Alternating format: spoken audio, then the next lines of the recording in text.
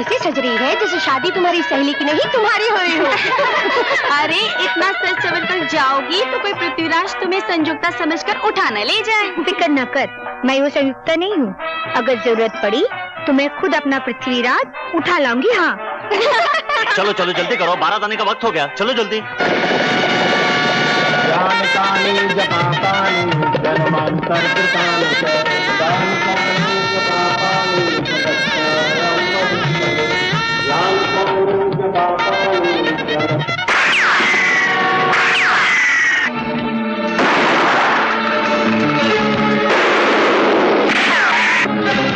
दुल्हन बीवी, अपनी जान की सलामती चाहती हो तो उतार दो सारा सोना जो सर से पांव तक पहन रखा है।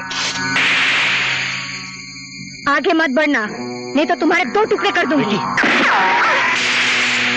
औरतों के हाथ में चूड़ियां अच्छी लगती हैं, तलवारें नहीं। जो काम हम करने आए थे वो अब तुम्हें करना होगा। इस खाली बैग में अपनी और अपनी सहेलियों के जेवर भर दो, वरना इस बंदूक में जितनी गोलियां भरी हैं सारी की सारी इस दुल्हन के शरीर में उतार दूंगा।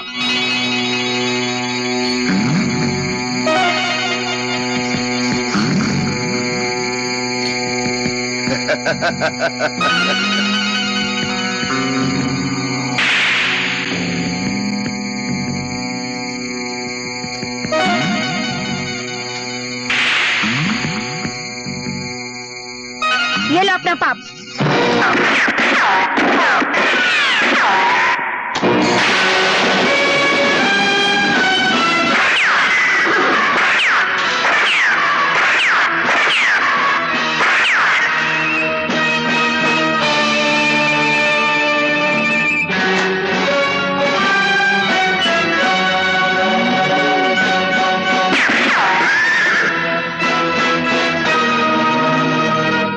अब अपनी जान बगल में दबाकर भाग जाओ यहां से।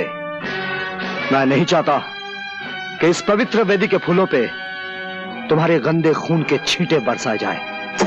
चलो भाग चले यहां से, चलो भगाओ। ये नौजवान कौन है?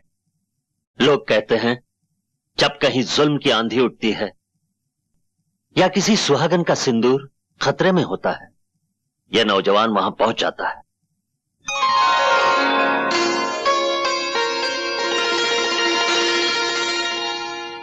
ये लीजिए गहने, दुल्हन को पहना दीजिए। पंडित जी मंत्र पढ़िए। जो फेरे शुरू हो चुके हों वो कभी अधूरे रहने नहीं चाहिए।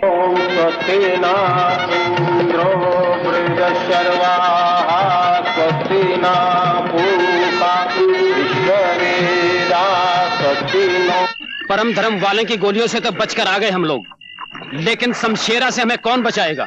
वो हमें जिंदा जला डालेगा। इसने ठीक ही कहा। शमशेरा की किताब में इससे बड़ा कोई जुर्म नहीं है और इस जुर्म की सजा है मौत, सिर्फ मौत। और मौत से बचने का एक ही रास्ता है और एक ही जगह है। वो कौन सी जगह है? वो है पुलिस की हवालात।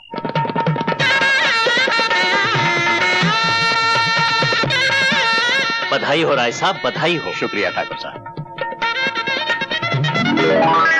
अरे वो फरिश्ता कहां गया जिसने हमारी बेटी की अमानत और इस गांव की इज्जत को लुटने से बचाया है?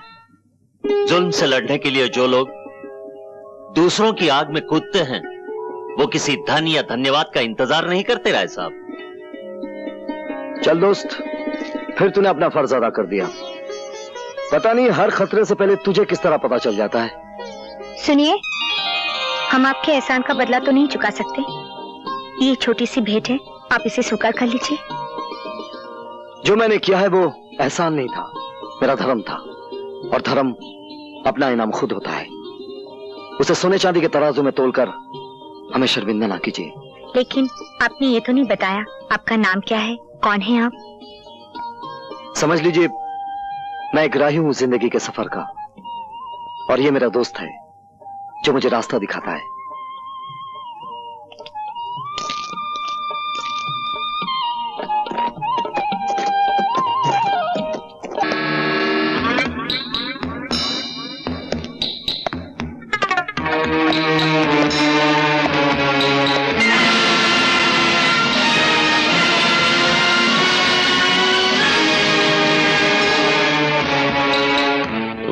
बेटो, तुमने अपनी हिफाजत के लिए जगह तो अच्छी ढूंढी है, लेकिन ये भूल गए कि दुनिया में कोई भी ऐसा मुकाम नहीं जहां मौत का फरिश्ता अपने पर न फैला सके। इस थाने की दीवारें तो ईंट और पत्थरों की बनी हुई है। मैं तो फौलाद की दीवारें चीरकर भी तुम तक आ जाता, ये बताने के लिए कि ये दुनिया ऐसा जंगल है जिसमें सिर्फ शेरों को जीने का हक है, तुम जैसे गीदड़ों को नहीं।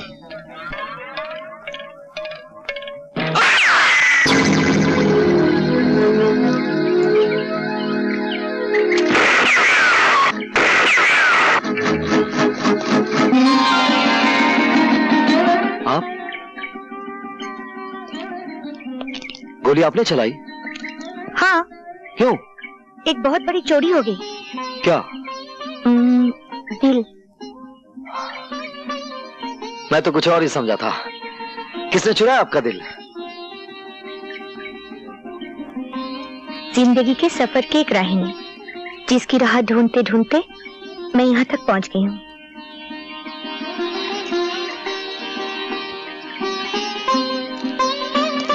क्या देखा आपने उस राही में जो ढूंढते ढूंढते यहाँ तक आ गई? एक दिल देखा जो दूसरों के दुख को समझता है, दो बाजू देखे जो कमजोर इंसान को जुल्म से बचाते हैं, बस। आप तो सिर्फ गोली बंदूक की भाषा समझते हैं, और ये भाषा आपने सीखी कहां से? पहले मैं भी अहिंसा का पुजारी था। डाकुओं ने ऐन शादी के मौके पर मेरी बहन का दहेज लूट लिया। जिस दरवाजे से डोली उठने वाली थी, उसी दरवाजे से दो अर्थियां उठी, एक मेरी बहन की और दूसरी उसके दूल्हे की।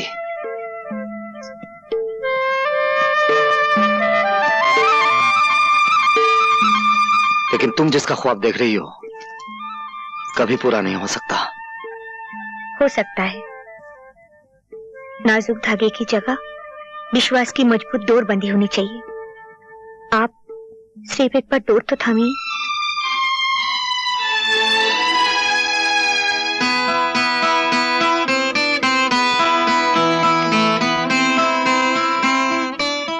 मैं भी तुम्हारे विश्वास की ताकत के सामने हार गया, जैसे एक बार मौत का देवता सत्यवान की सावित्री के विश्वास के सामने हार गया था।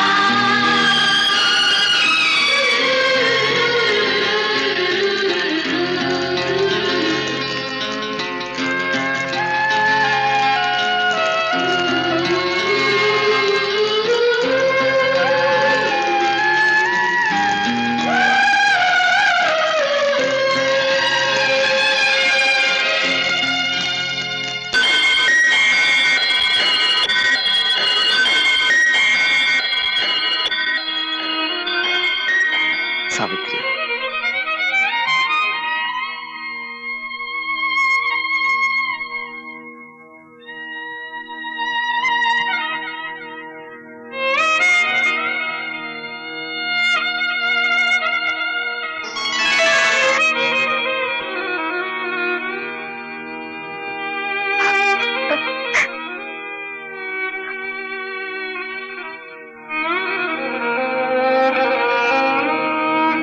सावित्री, हम दोनों के बीच जो कुछ भी हुआ है वो दो शरीरों की मांग नहीं थी, दो आत्माओं का मिलन था। कमा हमारी शादी की गवाह है। मैं इसी वक्त तुम्हारे पिताजी के पास जाकर हमेशा के लिए उनसे तुम्हारा हाथ मांग लूंगा। तो मैं क्या समझूं, आपकी तरफ से शादी की बात पक्की हुई? क्या आपको मेरे वचन पे विश्वास नहीं? आपके वचन पे मुझे पूरा यकीन है, पर अपनी जिंदगी का भरोसा नहीं। उम्र को जब बुढ़ापे का दीमक लग जाता है तो इंसान को हर सांस आखिरी सांस मालूम होती है। मैं चाहता हूं आखिरी सांस लेने से पहले अपने हाथों से यह शुभ कार्य कर दूं। सावित्री को आपके घर पहुंचा दूं और खुद अपने घर चला जाऊं। जाने की इतनी जल्दी क्या है आपको? अभी तो आपको सावित्री के बेटे को गोद में खिलाना है। नाना के गोद में नहीं, दादी की गोद में खेलना है।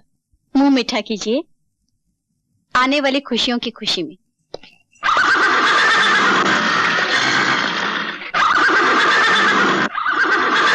आपके घोड़े को क्या हो गया आज? इसे कुछ नहीं हुआ, लेकिन यहां से दूर जरूर कुछ हुआ होगा। आज फिर किसी सुहागन का सिंदूर और दहेज खतरे में है। आप सोच क्या रहे हैं?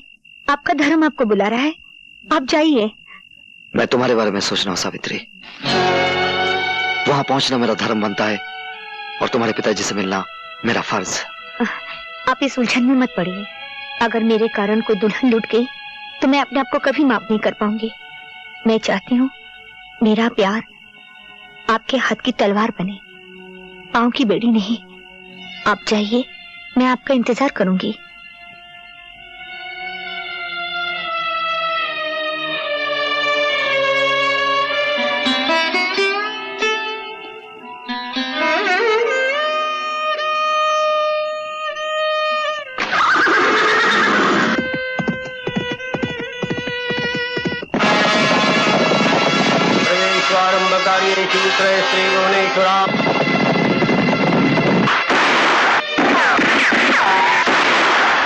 शर्मो, और तुम लोग खाली हाथ चले आए।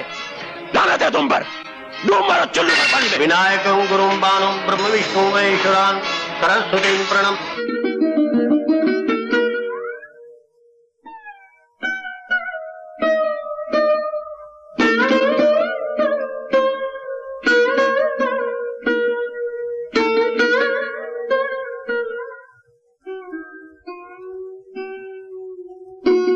महीने बीत गए, उनका कुछ पता नहीं।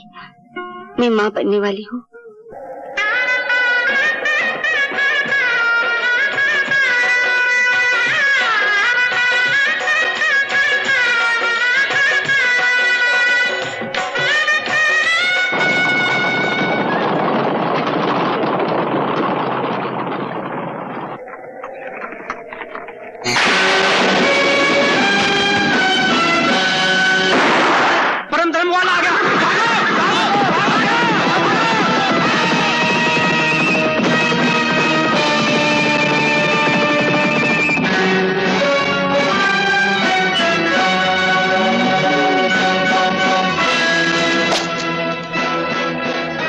घबराने की कोई बात नहीं, सारे डाकू भाग गए।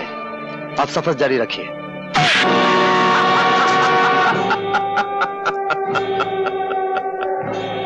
हाँ, लेकिन अब तुम्हारी जिंदगी का सफर खत्म हो चुका है।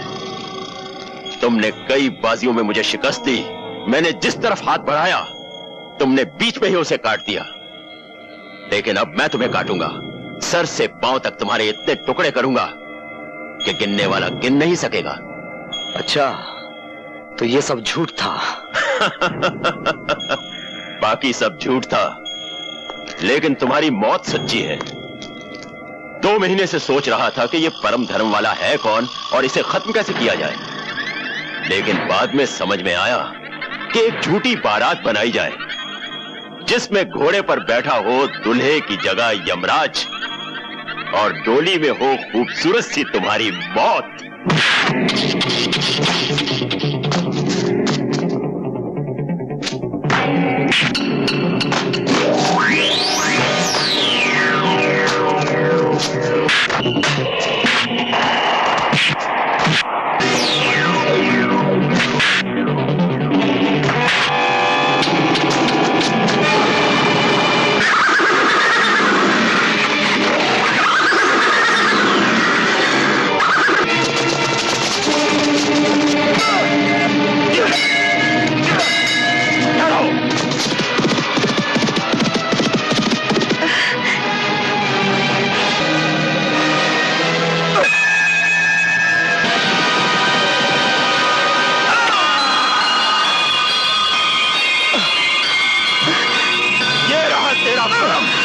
और ये रहा तेरा परम। विजय!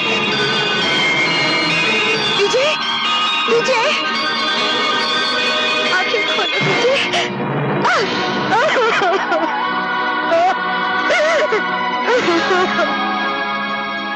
विजय की अचानक और बेवक्त मौत ने सावित्री की जिंदगी को वीरानियों से भर दिया। ठाकुर साहब के अरमानों पर बिजली टूट पड़ी जब उन्हें यह पता चला कि उनकी बेटी बिन ब्याही मां बनने वाली है, जिसे दुनिया वाले पाप समझेंगे और सावित्री एक शूरवीर की निशानी। अपनी इकलौती बेटी का जीवन बचाने के लिए ठाकुर साहब ने एक झूठ का सहारा दिया और सावित्री से कहा कि उसने विजय के बच्चे को जन्म तो दिया, लेकिन बच्चा मरा हुआ था।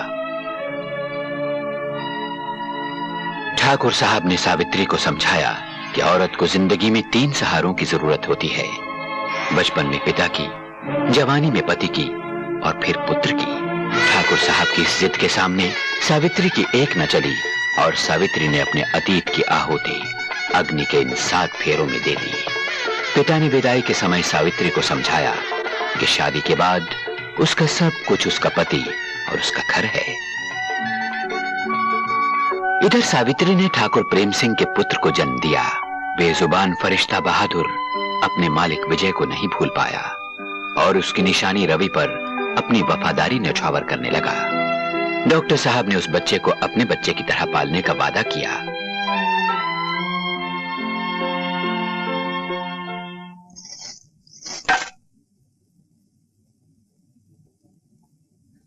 ये रुपए गरीबों में बांट दो।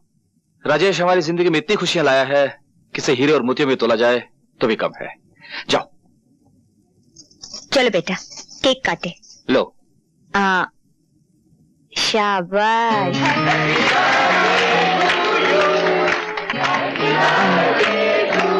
ये लो।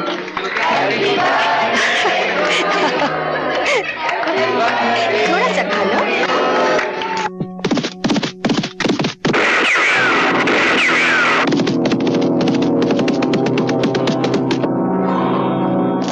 खबरदार, कोई अपनी जगह से हिलना नहीं।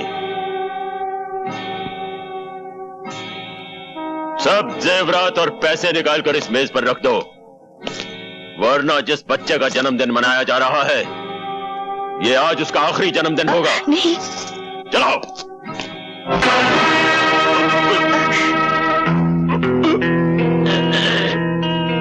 खबरदार जो किसी ने बंदूक उठाने की कोशिश की।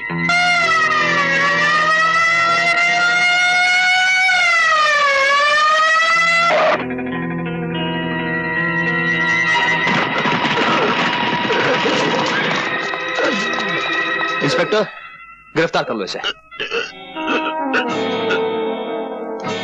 तुमने मेरी एक आंख फोड़ी है ठाकुर।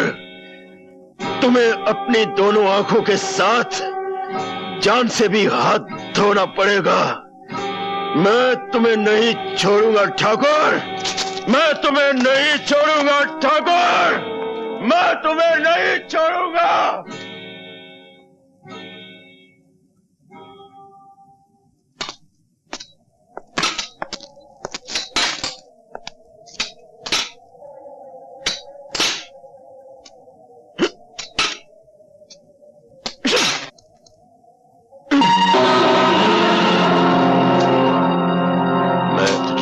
छोड़ूंगा ठाकुर, तूने मेरी एक आंख फोड़ी है, तुझे दोनों आंखों के साथ साथ जान से भी हाथ धोना पड़ेगा। नहीं छोड़ूंगा ठाकुर, नहीं छोड़ूंगा, नहीं छोड़ूंगा। ये क्या, मंदिर नहीं जाना?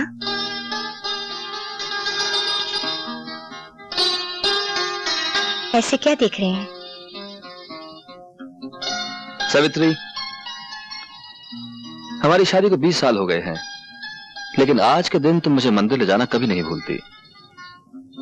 जिनकी वजह से मेरा ये सब कुछ है, उनको मैं कैसे भूल सकती हूँ? अब देर ना करें, चलिए। चलो।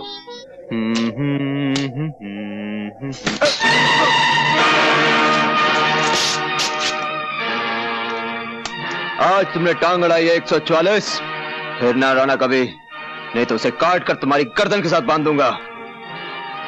तूने भी आज जवान लड़ाई है छोकरे, दोबारा नहीं लड़ाना, वरना इसे जबाड़े में से निकालकर चील और कौवों को डाल दूंगा। हाँ।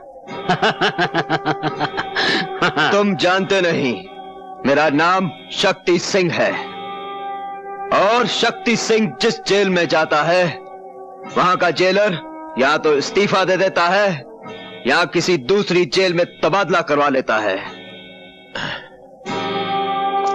हमारा रिकॉर्ड भी कुछ तुमसे बुरा नहीं है। हम भी जिस जेल में जाते हैं, जेलर की हुकूमत सिर्फ जेल के दफ्तर में होती है। जेल के अंदर हुकूमत शमशेरा की चलती है। हर कैदी को हदायत है कि जब भी शमशेरा के सामने से गुजरे, पहले झुक के सलाम करे और फिर आगे बढ़े। और हमारे सर को शमशेरा ना ही झुकने की आदत है ना ही सलाम करने की। तुम में इतनी ताकत है तो इसे झुका के दिखा दे। मैं इसे झुकाकर भी दिखा दूंगा और काट कर भी दिखा दूंगा।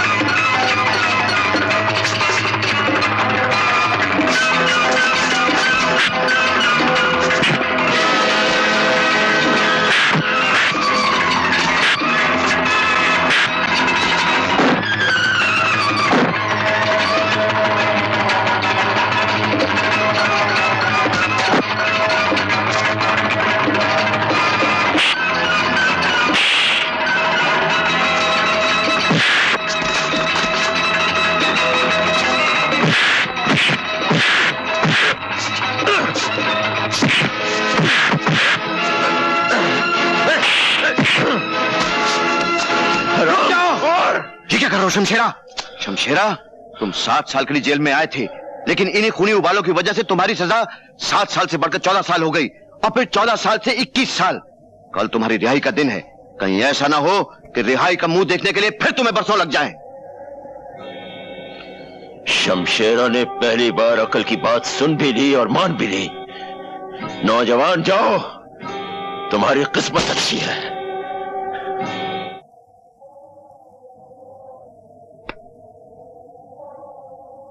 छमिया, रुक जाओ।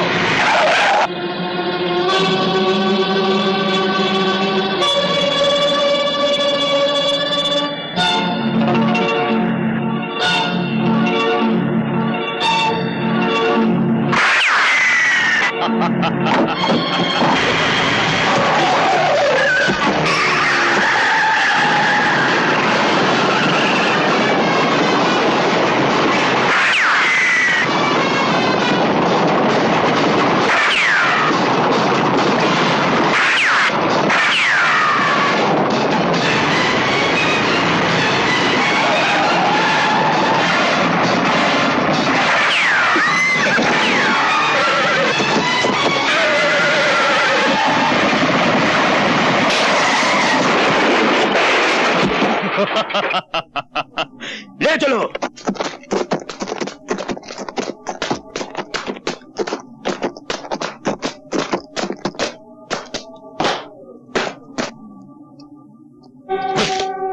पहचाना मुझे?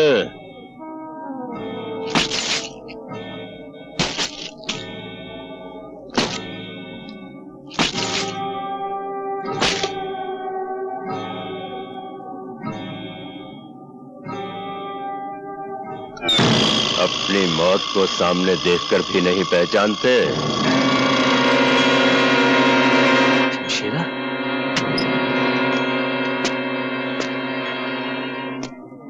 मैंने तुम्हारा दिया हुआ यह जख्म अपने सर आंखों पर रखा है। बरसों जेल में पत्थर तोड़े हैं ताकि जिस दिन तुमसे मुलाकात हो तुम्हारा हिसाब चुकता कर सको। आज वो दिन आ गया है ठाकुर। इसे पहचानते हो?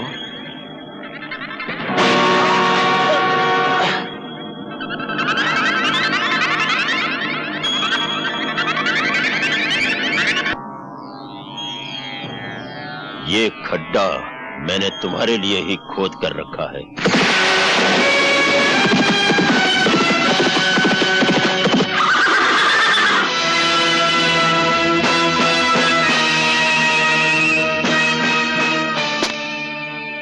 जो दूसरों के लिए खड्डा खोदता है वो खुद उसी में आकर गिरता है। जिन बच्चों के अभी दूध के दांत भी न टूटे हों, उन्हें इस तरह उछलकर मर्दों की तरह बात नहीं करनी चाहिए। मर्द तो मैं हूं, वो भी असली, और बेटा भी मर्द का। कहो तो मर्दानगी के 2-4 नमूने पेश करूं? ठहरो।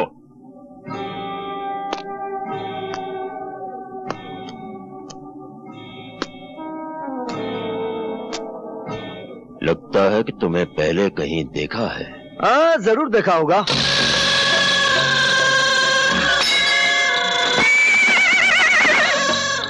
लो, बहादुर भी हाँ कह रहा है। अच्छाई बुराई की मुलाकात तो हर युग में होती है, फिर वही होता है जो हमेशा से होता है। बच्चे, हम कोई मामूली बला नहीं। जहां बुराई खत्म होती है, हम वहां से शुरू होते हैं। अगर तुमने मां के पेट में ही सुन लिया होता कि हमारा नाम राजा शमशेर सिंह उर्फ शमशेरा है, तो शायद तुम पैदा होने से ही इनकार कर देते। फिर तो गया खड्डे में। क्या मतलब? मुलाकात तो होनी ही थी। विधाता के लिखे को कौन मिटा सकता है? रावण था तो राम थे, कंस था तो कृष्ण थे, दुर्योधन था तो धर्मपुत्र थे, राजा है तो रवि है। थोड़ी देर में दुनिया कहेगी कि रवि था और राजा है। हमने बड़े बड़े कर्मवीर देखे, धर्मवीर देखे, परमवीर देखे, शूरवीर देखे, लेकिन शब्दवीर पहली बार देखा। हमने भी बड़े बड़े राजा देखे। गलियों का राजा देखा, सड़कों का राजा देखा, भिखारियों का राजा देखा, लेकिन आज पहली बार कब्रिस्तान का काना राजा देख रहा हूं। देखो मिस्टर कान्या, मारा मारी से पहले एक शर्त है। जो खड्डे में पहली बार गिरेगा वो अपने हाथों से मिट्टी समेट कर अपने आप को दफन कर लेगा। मंजूर? मुझे मंजूर है।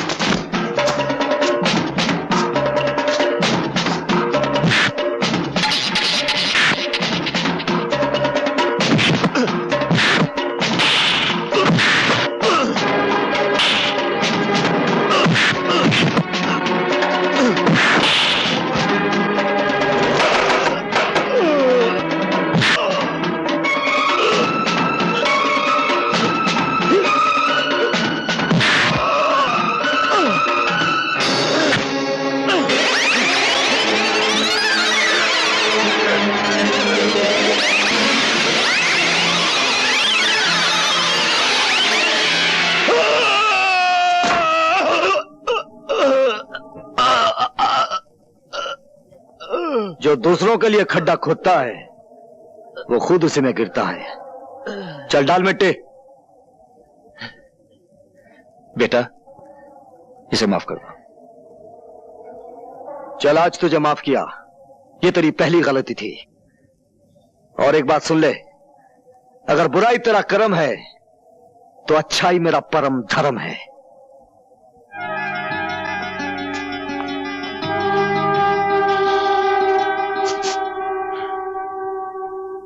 हाय राम, ये क्या हो गया आपको?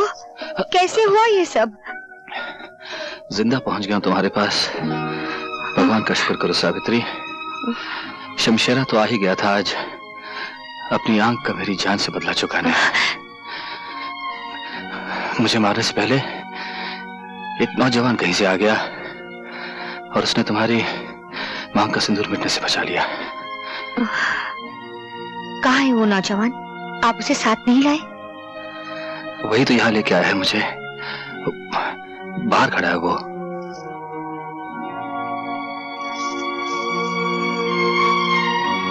भगवान तुम्हें बहुत कामयाबी दे बेटा। मैं तुम्हारी झोली सोने चांदी से भर दूंगी। तुमने मुझ पर इतना बड़ा उपकार किया है कि...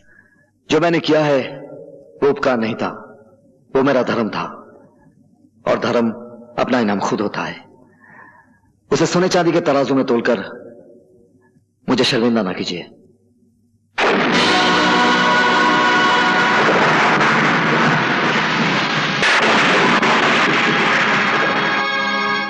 मैं चलता हूं। उनकी देखभाल के लिए किसी डॉक्टर को बुला लीजिए।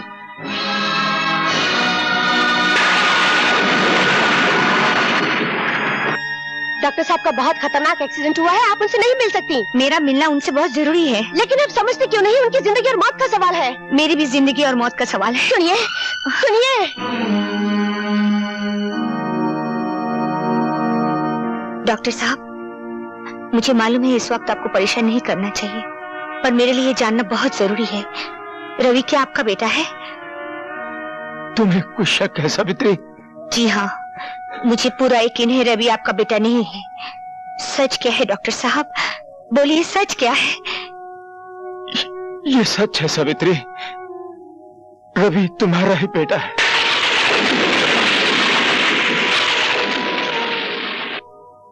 मगर अब इस सच्चाई को मेरे साथ ही मर जाने दो, नहीं तो तुम्हारे हरे भरे घर में आग लग सकती है। डॉक्टर साहब, डॉक्टर साहब, डॉक्टर साहब।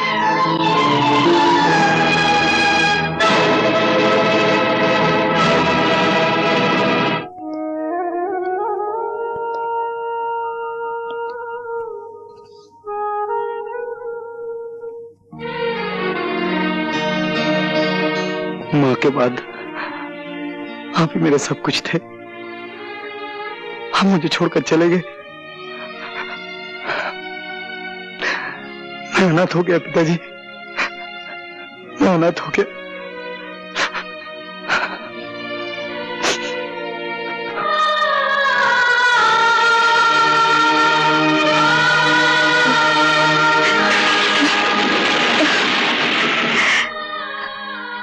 हे भगवान, अब मैं क्या करूं?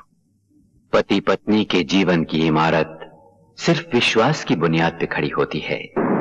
सावित्री, जिस दिन प्रेम को पता चल गया कि तुम उसके विश्वास की आंखों में धूल झोंकती रही हो, तो इस इमारत को गिरने से कौन बचा सकेगा? इस इमारत को अब झूठ बचा नहीं सकता। बचा सकता है तो सिर्फ सच ही बचा सकता है। और आज मैं सच बता के रहूंगी।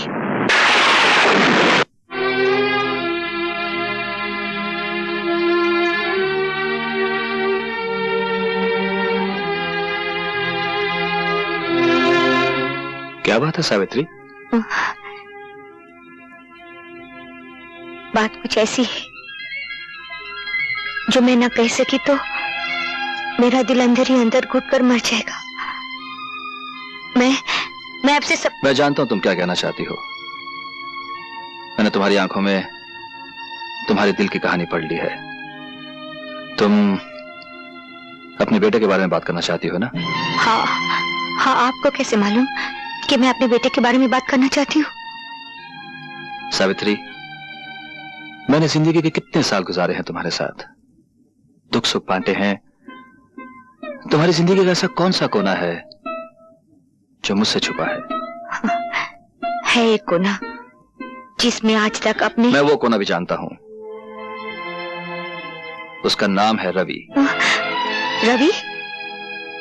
क्या बताया रवि ने आपको? उसने बताया कि तुम डॉक्टर को मिलने गई थी। डॉक्टर ने तुमसे कुछ कहा और दम तोड़ दिया। वो बिलक बिलक कर रोने लगा और तुमने उसके सर पे अपना हाथ रख दिया। और क्या कहा रवि ने? उसने कहा जब अपना हाथ तुमने उसके सर पर रखा तो उसे ऐसा लगा जैसे उसकी मां वापस आ गई हो।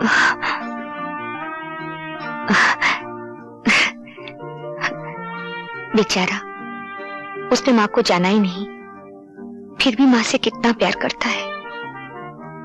डॉक्टर साहब के चले जाने के बाद वो अकेला हो गया है। मैंने उससे कहा वो हमारे घर आ जाए। मुझे विश्वास है तुम उसे माँ का प्यार दोगी।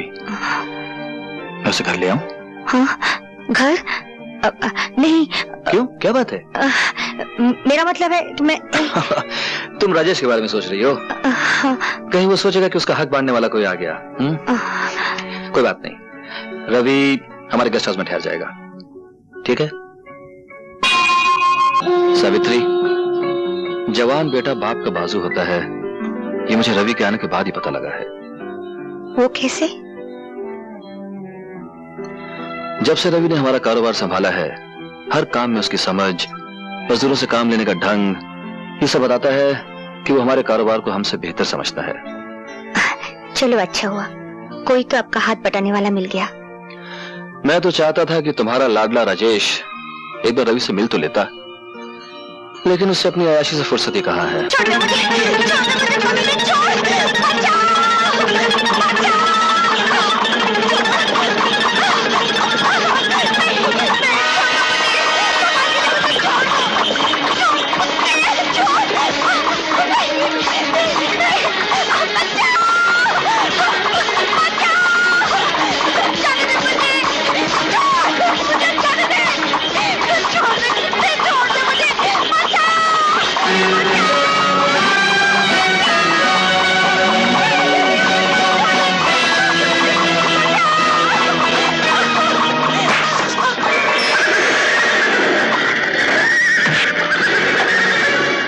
कौन हो तुम जो मेरे और मेरे शिकार के बीच में आके खड़े हो गए हो? शिकार का इतना ही शौक है तो जंगल में जाओ और किसी शेर का शिकार करो। कमजोर लड़कियों पर हमला करने वाले को शिकारी नहीं कहते। मालूम होता तुम्हारे मुंह में जो जबान है जरूरत से ज्यादा लंबी है, उसे काट के छोटी करनी पड़ेगी। मेरी जबान काटने से पहले मेरे हाथ की लंबाई तो देख ले।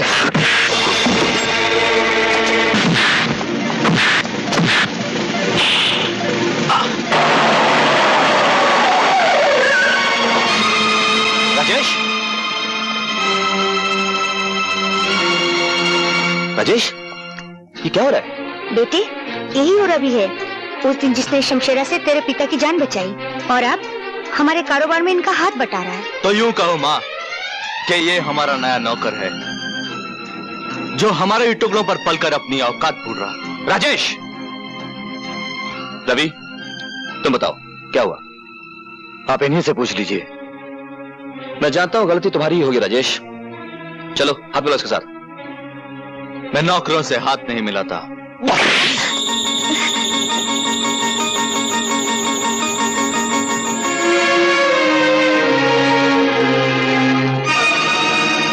ये क्या किया आपने? जवान बेटे पर हाथ उठाया? हाँ।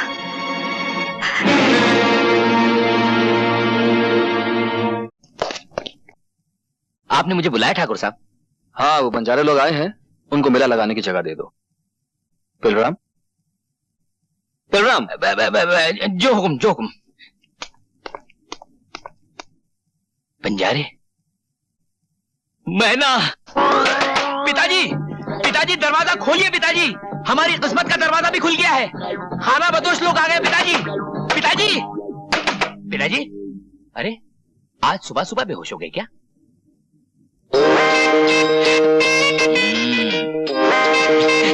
पिताजी, पेलू, होश से काम लो, जोश से नहीं। सवेरे सवेरे तुमने सारे घर की छत सर पे उठा रखी है। तुम अच्छी तरह जानते हो कि तुम्हारे दादाजी को अखबार पढ़ते वक्त शोर बिल्कुल पसंद नहीं। ये सुबह सुबह शोर कैसा है झेलू?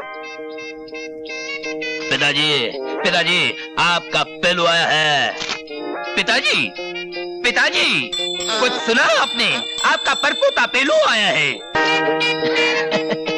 दादाजी गजब हो गया, मैना और उसके कबीले वालों ने हमारी जमीन पर डेरा डाला है, और मैना है ना पहले से भी ज्यादा खूबसूरत और जवान हो गई है। वो तो भागने को तैयार थी, लेकिन उसकी कम उम्र, आप लोग और हवालात के डर से मैंने ये आइडिया पोस्टपोन कर दिया। लेकिन अब वो पूरी तरह बालिग हो चुकी है, और ये मौका मैं अपने हाथ से खोना नहीं चाहता। और इससे अच्छा मौका और क्या हो सकता है भीम पलासी खानदान से हमारे पुरखों की इज्जत का बदला लेने का है? ये क्या हो रहा है मैना? तेरी सुबह पे उस पेलू का नाम, तेरी शादी और उस पेलू लफंगे के साथ? नहीं, कभी नहीं। मेरी खानदानी दुश्मन के साथ नहीं, कभी नहीं होगी। बापू, मैं तन मन और जान से पेलूराम की थी, पेलूराम की हूँ और पेलूराम की रहूंगी। नहीं नहीं नहीं, तुम्हारी शादी तुम्हारी मर्जी से नहीं होगी। लेकिन क्यों? तुम्हारी शादी बंसी से होगी, जो हमारे कबीले के सरदार के साले का साला है। सारी खुदाई, एक तरफ साले के साले का साला, एक तरफ। आहा, आइए आइए हमारे होने वाले जवाईराज, आइए। बापू, आज मेरी मैना इतनी चुप क्यों है? चहक क्यों नहीं रही है? वो शर्मा रही है बेटे, तुझसे शर्मा रही है। थोड़ी देर के लिए तू बाहर चला जा, मैं इसे अभी चहकाता हूँ। नहीं नहीं नहीं, मैं मेले में अकेली जाऊंगी। अकेली? बापू, बापू, अगर मैना मेले में अकेली चली गई तो फिर वापस नहीं लौटेगी। है? मुझे याद है, इस उम्र में एक बार मेरी माँ भी अकेली मेले में चली गई थी, आज तक नहीं लौटी। क्या? हाँ, ये जग बीती नहीं है बापू, आप बीती है।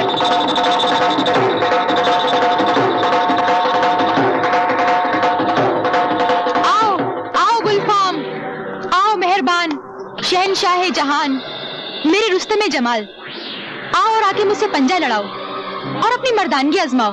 तमाशबीनो, तुम्हें सिर्फ गुल बदन की कलाई मोड़नी है।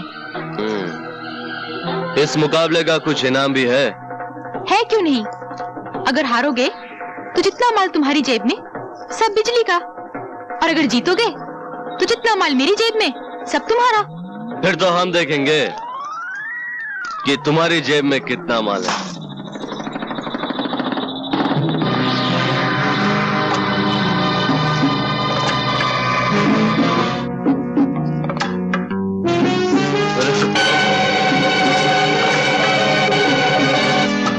चल माल निकाल। अरे मेरा बटुआ कहाँ गया? अरे घर से बटुआ लाया भी था या फोकट में ही तमाशबीनी करने चलाया था? अरे देखो लोगों, ये खेल इसी कलाई का नहीं, हाथ सफाई का है। अबे ए जग्गा, जरा दिखाना इस मर्दुए को अपने हाथ की सफाई। अबे चलता। अबे मुंह से ऐसी बात आ रही जैसे शराब का पूरा पीपा उधेड़ दिया अंदर। अरे ओ शराबी, क्यों दूसरों का बिजनेस खराब करता है? चल यहाँ से, चल। अरे छोड़ो मुझे यार। है कोई और कोई है कलाई मोड़ने वाला?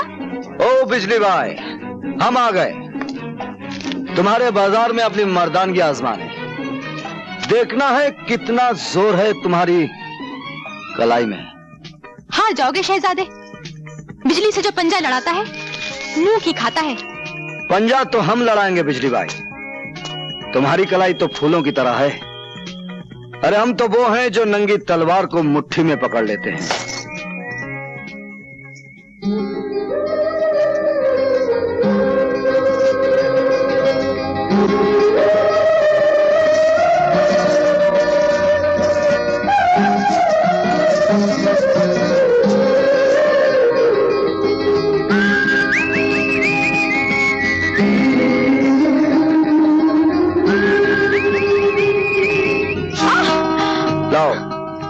अपनी जेब का माल निकालो।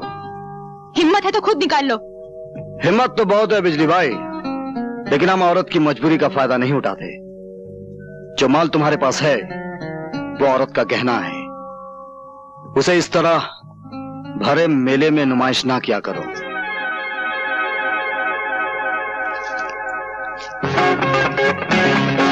अरे जग्गा, वो भाषण देने वाला तो बड़ा चालू निकला, मेरी चोली में से बटुआ ही निकाल के ले गया। तू पकड़ ना जाकर। मैं अबे पैसे लेके कहां भागता है?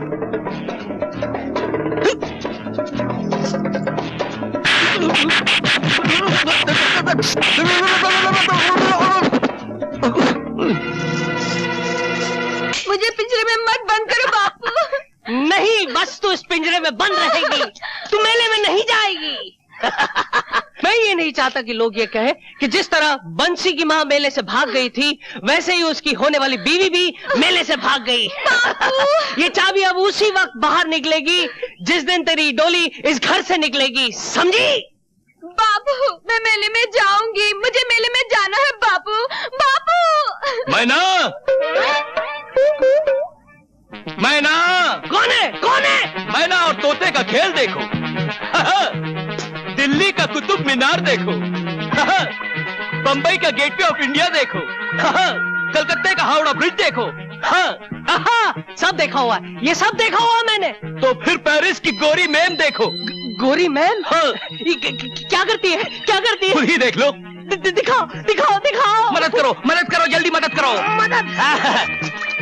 गोरी मैम का स्पेशल रेट है 10 रुपया। 10 रुपया? दिखाओ, पहले दिखाओ। हाँ, तुम तैयार हो? हाँ, जल्दी उतारो, जल्दी उतारो। साहब बड़े बेचैन है, देखो साहब। उतार दे।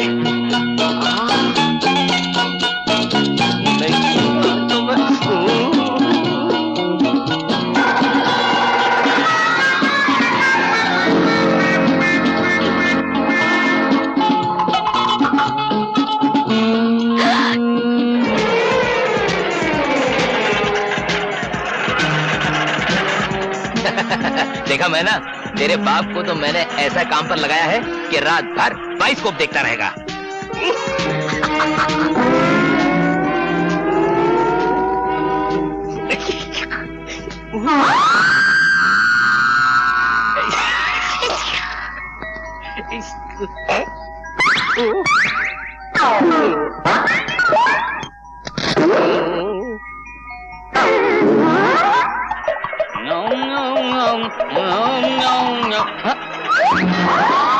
चल चढ़ जा। अरे ओ घोड़े पर? हाँ, और कहाँ? चल, बहुत मजा आएगा। अरे ये तो मैना है, मगर साथ में कौन है? पेलूराम तो नहीं हो सकता। मेरी मैना को तो भीम पलासी ने कमरे के अंदर बंद किया था और बाहर से ताला लगाया था। लकड़े की काठी, काठी पे घोड़ा, घोड़े की क्या? हाँ, दुम पे जो मारा हथौड़ा। कदम कदम पर घर वालों ने निगाह पानी की, फिर भी ताला तोड़कर मैना उड़ गई। खैर हो इस जवानी की। तो फिर तू कौन है? मैं हूँ तेरा जीजा पेलूराम, वल्द छेलूराम, वल्द ठेलूराम, वल्द खेलूराम। अब ये मैना मेरे लिए। और ये लाल मिर्च। देखता हूँ तुझे, अभी बुलाता हूँ भीम पलासी को, फिर बताऊंगा कि तू मेरा जीजा या मैं तेरा जीजा हूँ।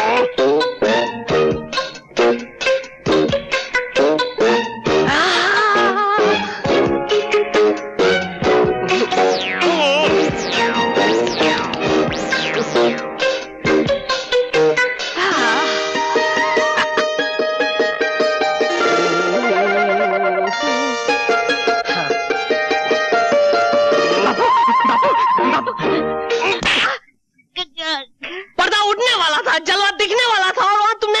बापू इधर तुम बाइस्कोप देखते रहो, बाइस्कोप। उधर मेले में मैंने का सिनेमा स्कोप हो जाएगा। क्या बकते हो? चाबी मेरे पास है। चाबी? अरे किधर? कदम कदम पे निगाह पानी की, पिंजरा तोड़ के उड़ गई मैना। खैर वो जवानी की।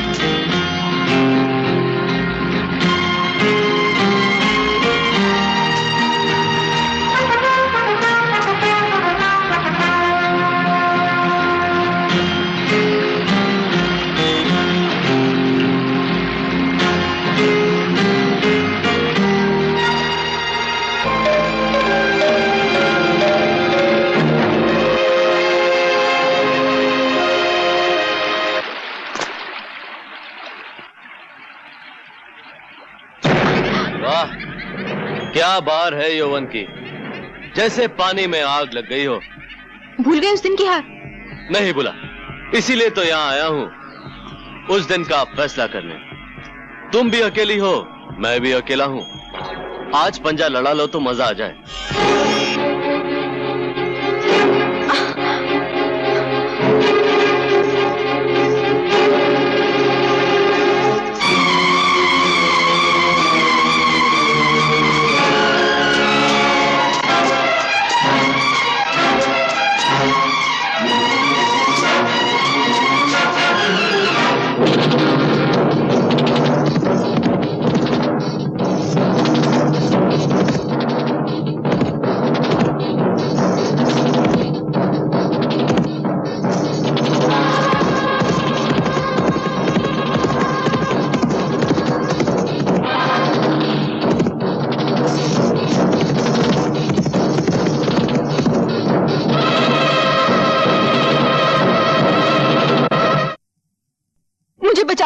मुझे बचा लो। एक जानवर मेरे पीछे पड़ा है, वो मेरी इज्जत लूटना चाहता है। फिर आके खड़े हो गए मेरे और मेरे शिकार के बीच में। तुम्हारे हाथों को जुल्म करने की आदत पड़ गई है, तो मेरे हाथों को जुल्म से लड़ने की आदत पड़ गई है। आज मैं तुम्हारा किस्सा हमेशा के लिए खत्म कर देता हूं। अगर मैं चाहूं तो इस गुस्ताखी के बदले में इस पिस्तौल में जितनी आग है तुम्हारे सीने में उतार दूं, लेकिन मैं ऐसा नहीं करूंगा, क्योंकि मैं नहीं चाहता कि जिन लोगों ने मुझे इतना प्यार दिया है, मैं अपने गुस्से की खातिर उनके खानदान का अकेला चिराग बुझा दूं। जाओ, अपने घर जाओ। ठहरो, जाने से पहले एक नजारा तो देखते जाओ।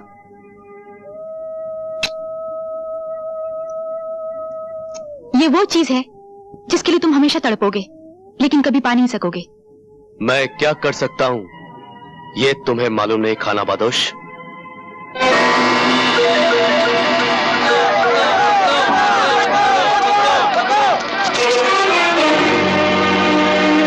हट जाओ मेरे रास्ते से, नहीं तो एक एक को भून के रख दूंगा।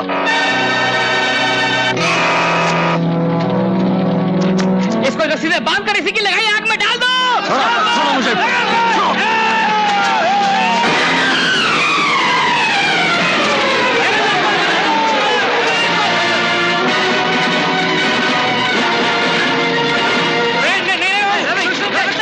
हमारी बस्ती को आग लगाई है। मैं तुम लोगों से वादा करता हूं, मैं अपने हाथों से बस्ती बना दूंगा।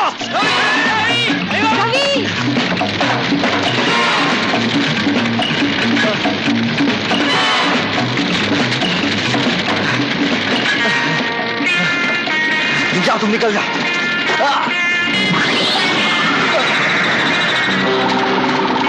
रवि!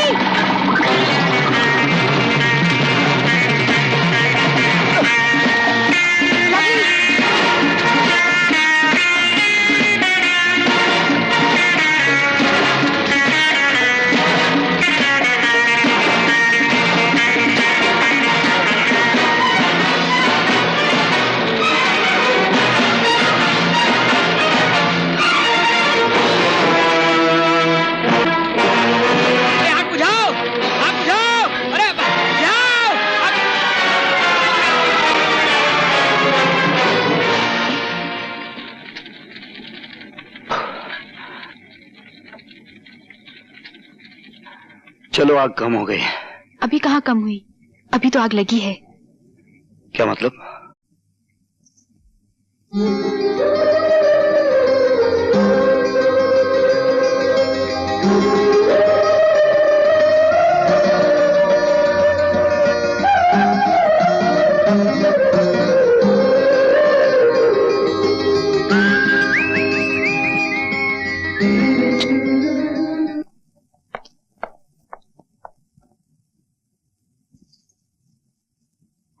क्या कर रहे हो राजेश? तुम्हारा हार देख रहा हूं माँ, बहुत खूबसूरत है।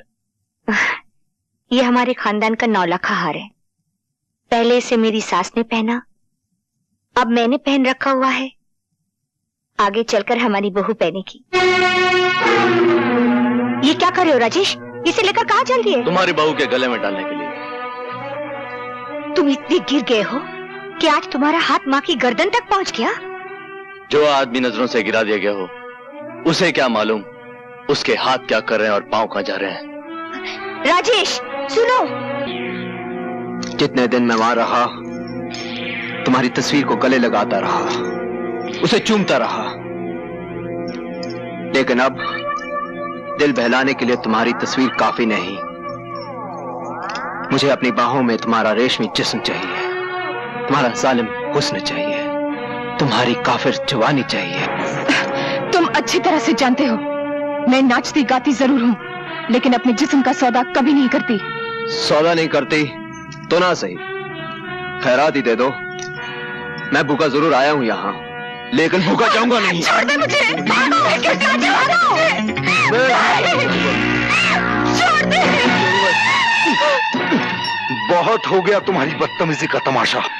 मैं बर्दाश्त नहीं कर सकता कि किसी मर्द का हाथ एक कमजोर औरत पर उठे, चाहे वो औरत वेश्या ही क्यों ना हो। सुन लो दोस्त, तुम वैश्य के जीने पर तो चढ़कर खुद आए थे, लेकिन जाओगे 4 कंधों पर सवार होकर।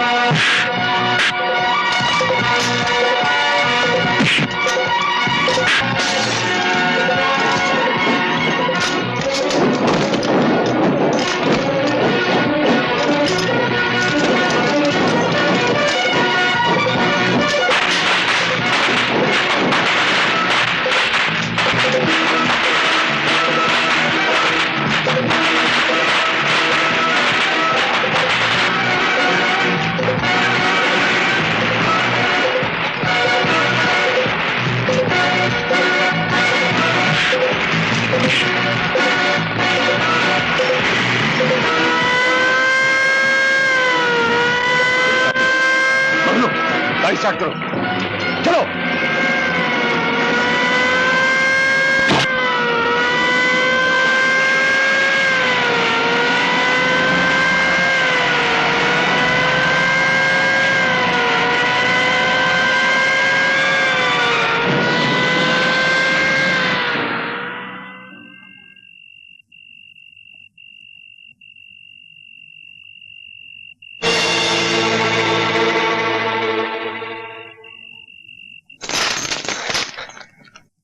शमशेरा तुम?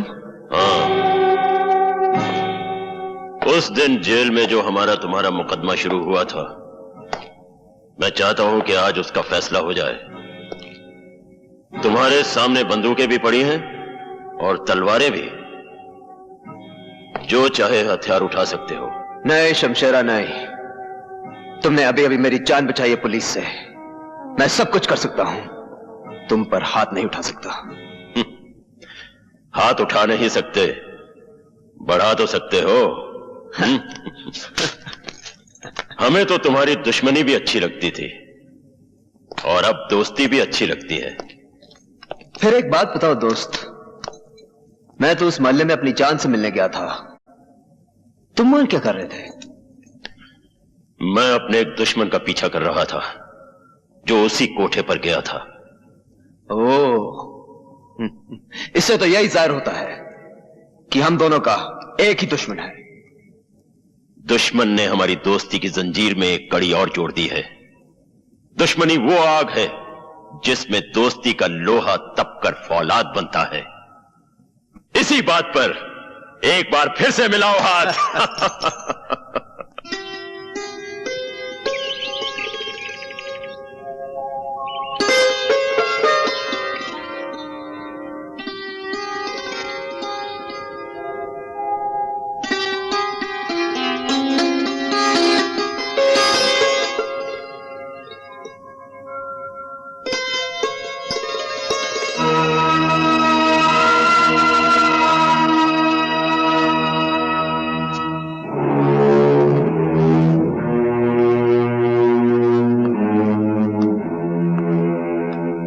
सुनिए, अपनी अमानत तो लेते जाइए। अमानत? हाँ, जिस चीज को आप लेने आए थे उसे यही छोड़कर चले जाएंगे आप?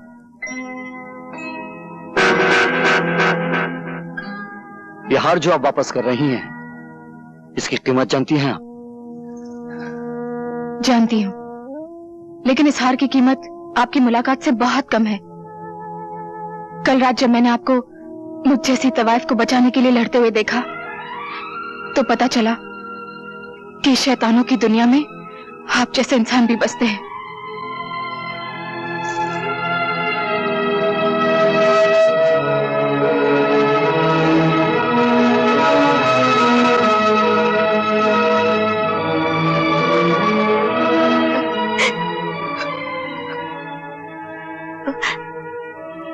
लो मां, अपना खानदानी हार। तुम्हारा एक बेटा इसे ले गया था, समझ लो दूसरा बेटा वापस ले आया।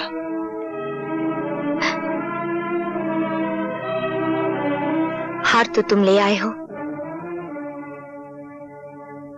लेकिन इस खानदान की इज्जत कब वापस आएगी? मैंने सुना है मेरा राजेश पागल हो गया उस नाचने वाले के लिए। जिस तरह आज हाल ले आऊं मां, उसी तरह एक दिन राजेश भी आएगा। तुम्हारी आंखों से जो मोतियों की लड़ियां गिर रही हैं, उसके एक एक दाने पे मैं अपने खून की आखिरी बूंद तक कुर्बान कर सकता हूं।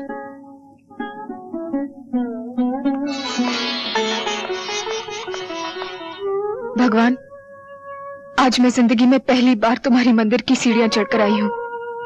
ये कहने आई हूं कि ना तो मुझे तुम्हारी ये दुनिया चाहिए, ना वो, ना आसमान पे बिखरे हुए तारे चाहिए और न जमीन के नीचे दबे हुए खजाने।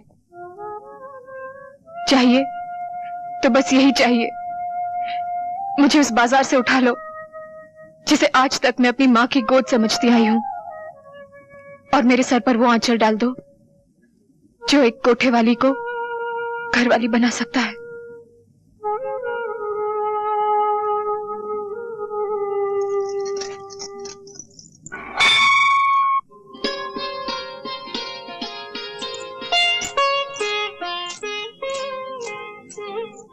आप? तुम्हारे लिए एक छोटी सी भेंट लाया हूं, इसे कबूल कर लोगी तो समझूंगा मेरे जीवन को अर्थ मिल गया है। जीवन का अर्थ ही तो ढूंढने आई थी आज मैं मंदिर में। मुझे नहीं मालूम था कि देने वाले के हाथ इतने बड़े हैं कि भीख मांगने वालों की झोलियां छोटी पड़ जाती हैं। इसे घर जाकर खोलना। समझ लो मैं जो लाया हूं वो एक सपना है, पूर्णिमा की पिघलती हुई चांदनी का बना हुआ।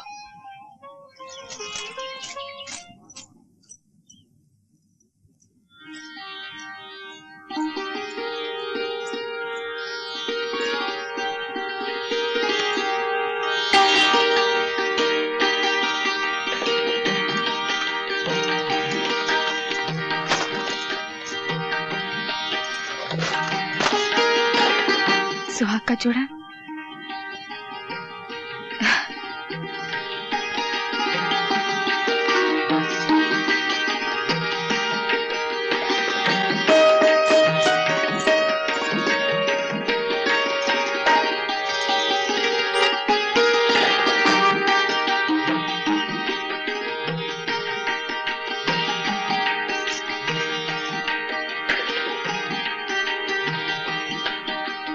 ये आज मुझे क्या हो गया है? लगता है जो मोहब्बत हमेशा बेगानों की तरह इस दरवाजे के बाहर खड़ी रहती थी, आज दरवाजे के अंदर आ गई है।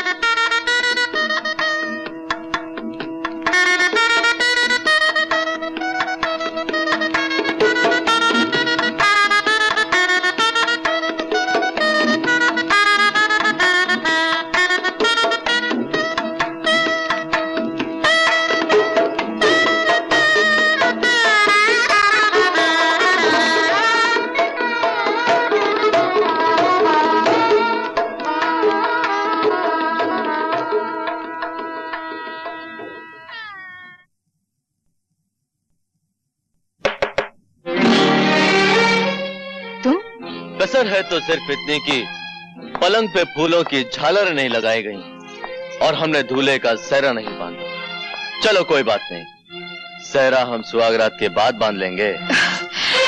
खबरदार जो मुझे हाथ लगाया। अब मैं बाजार में बैठी हुई एक तवाइफ नहीं हूँ, एक शरीफ आदमी की अमानत हूँ जो मुझसे ब्याह कर रहा है। अरे हम भी तो ब्याह ही कर रहे हैं तुमसे। लाओ एक चुटकी भर सिंदूर हम भी तुम्हारी मांग में भर दें। तुम समझते क्यों नहीं? मैं अब रवि की दुल्हन बनने वाली हूँ। रवि की? हाँ। अरे तुम तो सारे शहर की दुल्हन बनने वाली हो। किसी एक की बन भी जाओगी तो कितने दिन बनी रहोगी? हर रोज दरवाजे के बाहर एक नई बारात खड़ी होगी और सबसे पहले मेरी बारात आएगी। तुम्हारी बारात नहीं आएगी, तुम्हारी अर्थी यहां से जाएगी। निकल जाओ यहां से।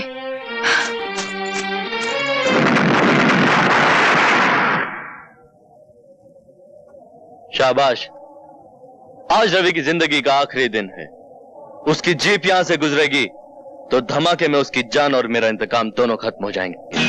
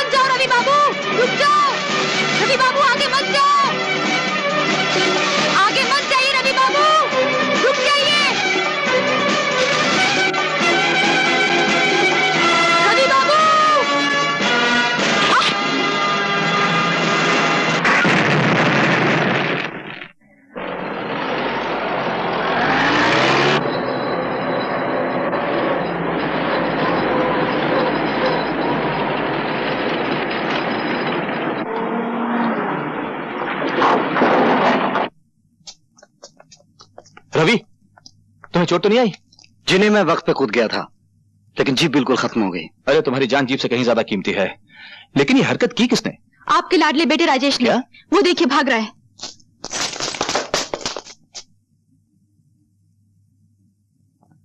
मुझे बचा लो माँ, मुझे बचा लो। आज तुम्हें कोई नहीं बचा सकता। क्या हुआ? क्या किया है मेरे राजेश ने? आज ये एक ही छलांग इंसानियत की आखिरी हद से गुजर गया है। तुम जानती हो, आज इसने रवि की जान लेने की कोशिश की। रवि की? क्या ये सच है? यही सवाल जब अदालत में इससे पूछा जाएगा तो ये कह नहीं सकेगा कि ये झूठ है। सवाल तो आज मैं अपने आप से कर रहा हूं कि मैंने ऐसे बेटा मांगा क्यों था। मैं तो अपनी वसीयत में लिख जाऊंगा कि मेरी चिता को नीच से नीच आदमी आग दे, मगर ये अधिकार मेरे बेटे को ना मिले। मुझे ये अधिकार चाहिए भी नहीं। चाहिए तो सिर्फ अपना वो हक चाहिए जो आपने एक सगे बेटे से छीनकर एक बेगाने को दे दिया है। मेरा जुर्म ये नहीं कि मैंने रवि की जान पे हमला किया, मेरा जुर्म ये है कि मेरा हमला नाकाम रहा। आपने मुझे बुलवाया ठाकुर साहब? आइए इंस्पेक्टर साहब, इसे गिरफ्तार कर लीजिए। इसने रवि की जान लेने की कोशिश की है। ठाकुर साहब, तुम देख रही हो माँ, पिताजी मेरे साथ क्या सुलूक कर रहे हैं। जो आज हुआ है बेटे, वो कई साल पहले हो जाना चाहिए था। गलती तो हमारी है जो हमने जहर के पौधे को दूध से सींचा। इंस्पेक्टर साहब, ले जाइए इसे। ठीक है। इसे एक मौका दे दीजिए, ये सुधर जाएगा। ले जाइए इसे इंस्पेक्टर साहब।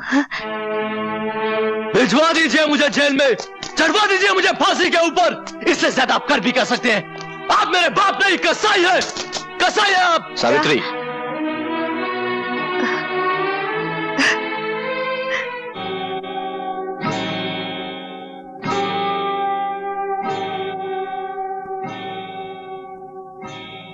क्या खबर लाए मंगलू? सरदार, प्रेम सिंह के बेटे राजेश ने रवि को मारने की कोशिश की, इसलिए प्रेम सिंह ने राजेश को पुलिस के हवाले कर दिया। यह तो हमारे लिए बहुत बड़ी खुशखबरी है।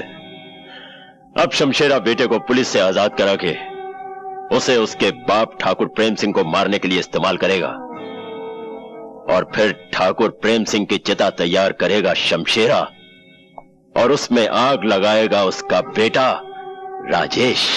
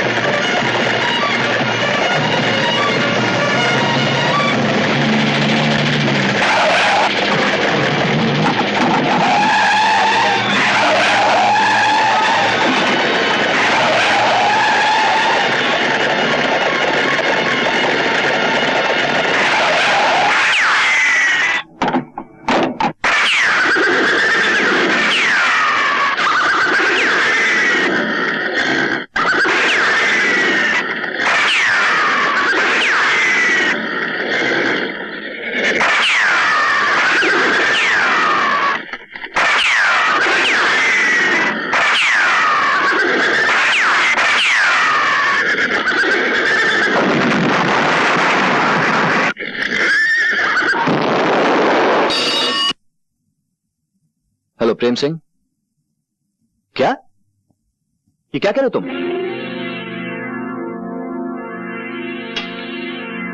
क्या हुआ? शमशेरा और उसके आदमी राजेश को उठा के ले गए हैं। नौजवान, तुम्हारे दिल में यह सवाल उठ रहा होगा कि मैंने तुम्हें क्यों बचाया है। जवाब सुनने के लिए मैं सर से पांव तक कान बन गया हूं।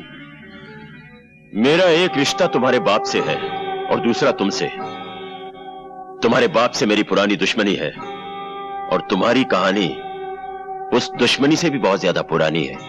डैडी से आपकी दुश्मनी क्यों है मैं जानता हूं, नहीं जानता तो दूसरी कहानी नहीं जानता। 20 साल पहले मेरा इकलौता बेटा मर गया था। तुम्हें सामने देखा तो मुझे लगा जैसे मेरा बेटा ही वापस आ गया हो।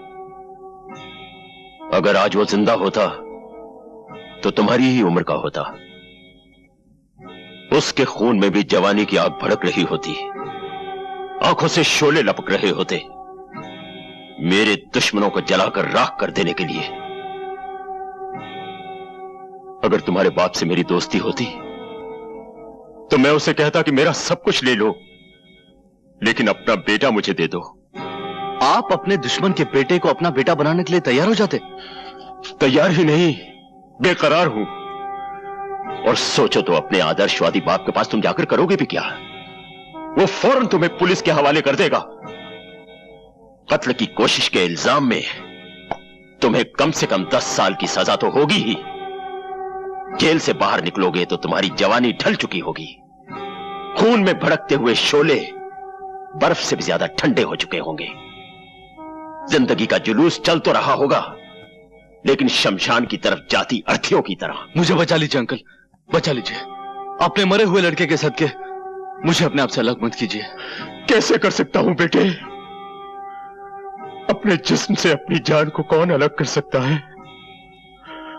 और फिर मेरी जान तो पूरे 20 साल के बाद वापस आई है। अरे तू क्यों रो रहा है? क्यों रो रहा है? मंगलवार रात को 8 बजे बारात लेकर आ जाना, मैं तेरी शादी मैना से करवा दूंगा।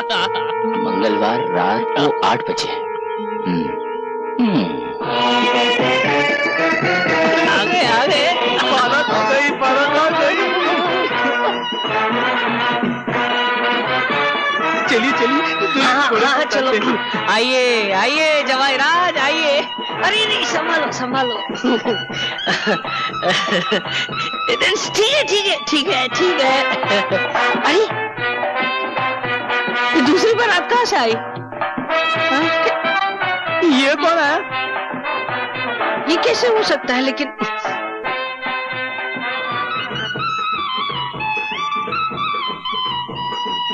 अरे सरकार, हीर एक रांझे 2, लड़की 1 और बाराते 2। ये क्या हो रहा है? दोनों दूल्हे अपने चेहरे दिखाओ। हाँ अब तुम दिखाओ। पेलू, तुम्हें इस हरकत के लिए बहुत बड़ी सजा मिलेगी। मत छुओ मुझे। क्या हो गया तुम्हें बिजली? ये मुन्नी बाई कौन है जिसके पास तुम लाल जोड़ा लेकर गए थे? वो मुन्नी बाई जिसका तुम जिक्र कर रही हो, वहां मैं गया जरूर था, लेकिन अपनी मर्जी से नहीं, मजबूरी से। अपनी अय्याशी को मजबूरी का नाम ना दो। ये क्यों नहीं कहते कि तुम्हारा दिल मुझसे भर गया था, इसलिए तुम मुन्नी बाई के पास गए थे? ये झूठ है बिजली। मैंने प्यार किया तो सिर्फ तुमसे किया है। मेरी जिंदगी के हर पन्ने पर तुम्हारा नाम लिखा है। मैं जाता रहा हूं बिजली, धर्म की रस्सी से बंधा वहां जाता रहा हूं। एक बड़े घर की औरत जिसे मैं मां कहता हूं, उस मां का अपना बेटा मुन्नी बाई के प्यार में होशो हवास खो बैठा था। उसे बाजार से घर लाने के लिए मुझे मुन्नी बाई से प्यार का नाटक करना पड़ा।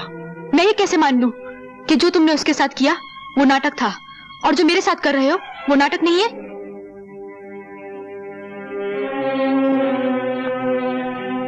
मेरी आंखों में आंखें डालो और होंठों पे होंठ। तुम्हें खुद ब खुद पता चल जाएगा कि मैं सच कह रहा हूं या झूठ।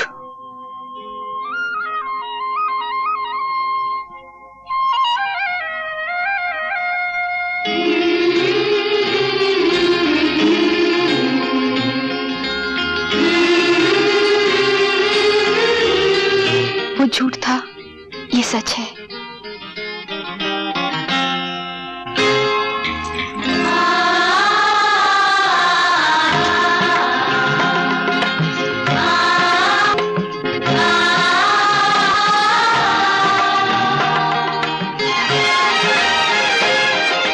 अब तो यकीन आया ना, मैंने उसे जो कुछ भी दिया था वो छलावा था। वो सुहाग की साड़ी, वो मांग का सिंदूर, वो लाल चूड़ियां।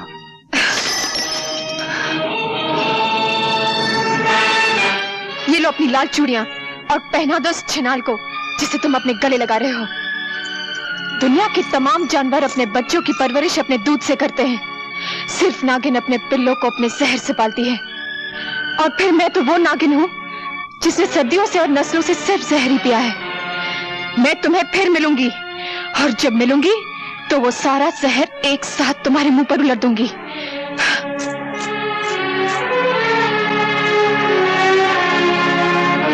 शक्ति सिंह, तुम और यहाँ? हाँ शक्ति सिंह, तुम हमेशा चल के मेरे पास आया करते थे, लेकिन आज मैं खुद तुम्हारे पास आई हूं।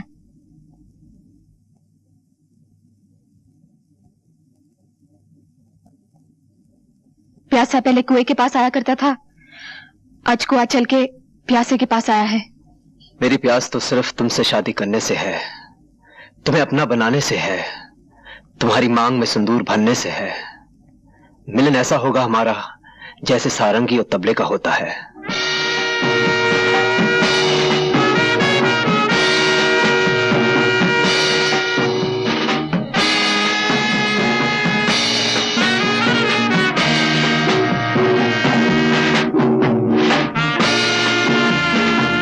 ये मिलन जरूर होगा शक्ति सिंह। मैं अपना हुस्न, अपनी जवानी, जो कुछ भी मेरे पास है, सब कुछ तुम्हारे कदमों में रख दूंगी। लेकिन इससे पहले तुम्हें मेरे लिए एक छोटा सा काम करना होगा। तुम काम बोलो मुनीबाई, तुम्हारे मुंह से जो बात निकलेगी पूरी की जाएगी। मैं चाहती हूँ एक बार, सिर्फ एक बार रवि को मेरे सामने खड़ा कर दो। उसके हाथ और उसके पांव पर इख्तियार तुम्हारे होंगे, लेकिन इसके जान पर हक सिर्फ मेरा होगा, सिर्फ मेरा। समझ लो मुनीबाई, तुम्हें तुम्हारा हक मिल गया।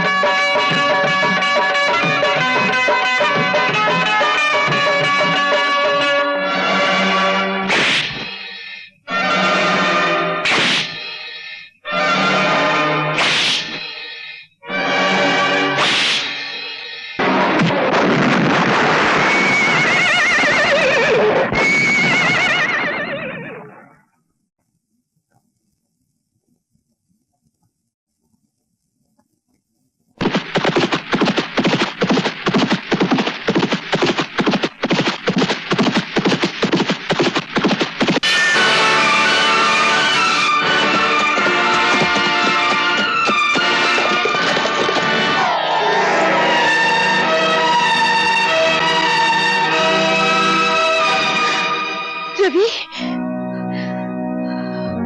ओ गॉड, अपनी रहमत के फरिश्तों को हुक्म दो कि वो रवि के सिरहाने खड़ी हुई उसकी मौत को उसे छूने की इजाजत न दे। बरसों पहले जो कहानी इस अस्पताल में शुरू हुई थी वो ऐसे अस्पताल में खत्म न हो। कौन सी कहानी माँ? एक औरत की कहानी जिसकी शादी नहीं हुई थी और वो माँ बनने वाली थी। एक बच्चे की कहानी जिसे उसने जन्म दिया और उसे कह दिया गया कि उसका बेटा मरा हुआ पैदा हुआ है। रवि वही बच्चा है जिसकी जिंदगी मैं आज अपने गॉड से मांग रही हूँ। मगर उसकी माँ कहाँ है?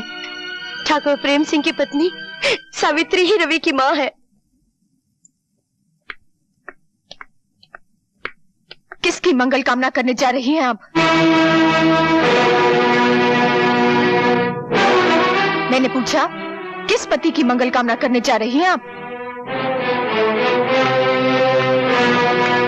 कौन हो तुम? यहाँ किस लिए आई हो?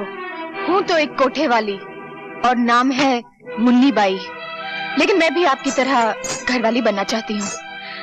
इसीलिए आज करवा चौथ के दिन आपके दरवाजे पर 2 चुटकियां सिंदूर की मांगने आई हूँ। अपने पाँव में बंधे हुए घुंघरू को देखो और फिर मेरे मंदिर जैसे घर पर नजर करो जहाँ तुम इस वक्त खड़ी हो।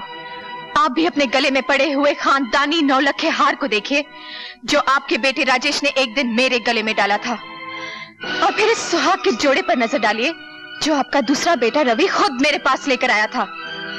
मैं आपके पास आज इसलिए आई हूँ कि आप अपने दोनों बेटों की शादी मुझसे करा दें। विश्वास रखिए, मैं उन दोनों की जिंदगी स्वर्ग बना दूंगी। चुप हो जाओ, शर्म नहीं आती तुम्हें ऐसी बातें करते हुए? मुझ जैसी बहू को 2 शादियां करने में शर्म कैसी, जब आप जैसी सास को शर्म नहीं आई एक शादी के बाद दूसरी शादी करते हुए? क्या बकवास कर रही हो? थोड़ा सा दिमाग पर जोर डालिए और याद कीजिए, एक विजय नाम का शूरवीर आपकी जिंदगी में आया था। ये झूठ है। तुमने और विजय ने चुपचाप शादी कर ली थी, क्या ये भी झूठ है? तुम्हारी एक औलाद भी हुई थी, क्या ये भी झूठ है? जिसे डॉक्टर और तुम्हारे बाप ने मरा हुआ करार दिया था, क्या ये भी झूठ है? क्या चाहिए तुम्हें? सबसे पहले मुझे ये खानदानी 9 लखा हार चाहिए जो अब भी आपके गले की शोभा बना हुआ है, और फिर वो तमाम जेवर चाहिए जो आपने अपने आने वाली बहुओं के लिए तिजोरी में बंद कर रखे हैं। खबरदार मुन्नी भाई, अगर इस हार को हाथ लगाने की कोशिश की तो तुम्हारे हाथ काट दूंगा। जिनके घर शीशे के होते हैं वो दूसरों के घरों पर पत्थर नहीं फेंकते ठाकुर साहब। अगर हाथ काटने ही है तो अपनी बीवी के काटिए जिसने आपकी नाक कटा रखी है, जिसने आपको धोखा दिया है। निकल जाओ यहाँ से।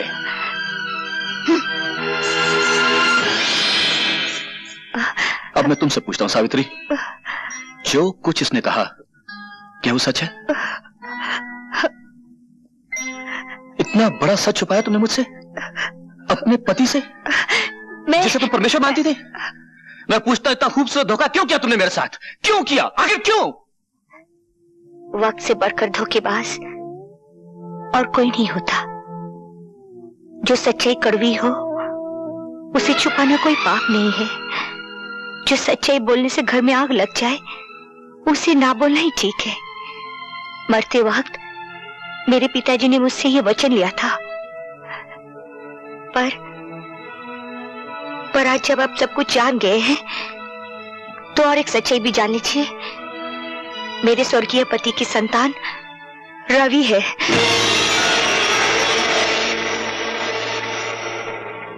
पर मैं आपके चरणों की सौगंध खाकर कहती हूँ, ये जानती हुई कि रवि मेरा बेटा है, मैंने उसे आज तक बेटा कहकर पुकारा नहीं। माँ के सामने बेटा हो और माँ उसे गले से ना लगाए, ये कोई छोटी बात नहीं है। बड़े बड़े कारनामे हैं तुम्हारे, छोटा काम तो तुमने कभी किया ही नहीं ना। मेरे बेटे राजेश को जानबूझकर इतना प्यार दिया कि वो गलत रास्ते पे चला जाए। ममता का नाटक करके जहर दिया तुमने उसे, और एक माँ होकर धीरे धीरे उसे गुनहगार बना दिया, और फिर अपने असली बेटे को एक देवता के रूप में मेरे सामने पेश कर दिया। ये सच नहीं है। मैं जिंदा नहीं छोड़ूंगा तुम्हें।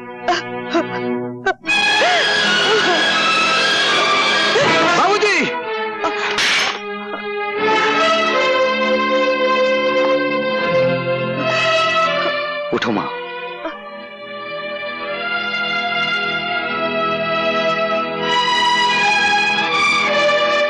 भगवान की निगाहों के सामने कोई गिरा हुआ नहीं होता। बाबूजी, पहाड़ से फेंका हुआ आदमी शायद बच जाए, लेकिन नजरों से गिरा हुआ आदमी कभी नहीं बचता। और आज आप मेरी नजरों से गिर गए। रवि, मैं इतना ऊंचा नहीं सुनता कि गिरे हुए आदमी की बात ना सुन सकूं। मेरी मां कितनी महान है, आपकी मर्यादा रखने के लिए इसने कितना बड़ा त्याग किया है। कोई मां अपने बच्चे से दूर नहीं रह सकती, लेकिन मेरी मां ने वो करके दिखाया है कि सारी नारी जाति को गर्व होना चाहिए।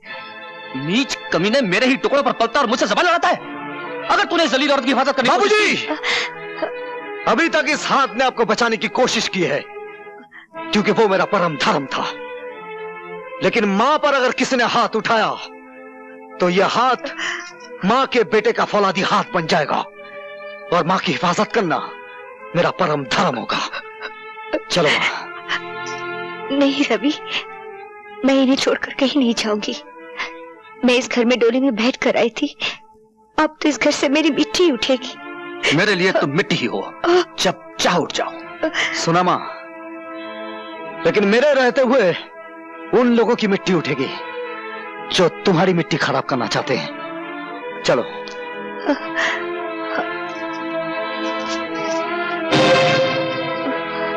क्षमा और दया का दान तुम्हें इन दरवाजों से नहीं मिलेगा मां। इस खानदान की तो यह रस्म है कि जख्मों पर मरहम ना लगाया जाए, पहले उन पर नशा चलाया जाए, बाद में नमक छिड़का जाए। आओ आओ।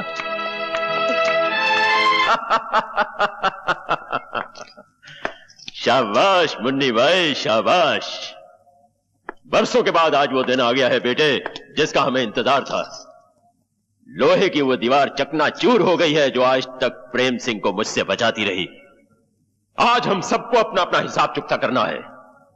तुम्हें अपना हक मांगना है अपने बाप से, मुन्नी बाई को अपने घायल प्यार की कीमत मांगनी है रवि से, और शक्ति सिंह को अपनी मोहब्बत की खातिर अपनी जान की बाजी लगानी है, और मुझे अपनी नफरत की आग ठंडी करने के लिए प्रेम सिंह का खून पीना है। और राजेश, आओ मेरे साथ, हम दोनों की मंजिल एक है। और तुम शक्ति सिंह मेरे साथ आओ। अगर तुमने रवि का किस्सा तमाम कर दिया तो मेरे तमाम इनकार तुम्हारे सामने हथियार डाल देंगे।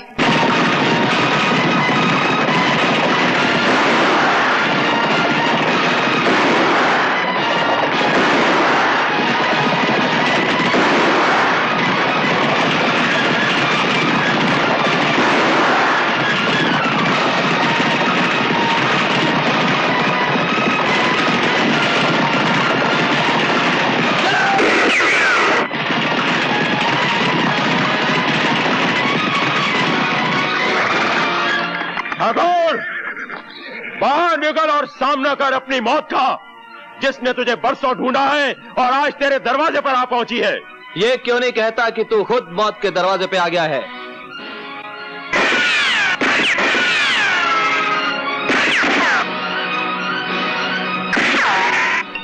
राजेश, हवेली के अंदर से सिर्फ एक बंदूक आग उगल रही है।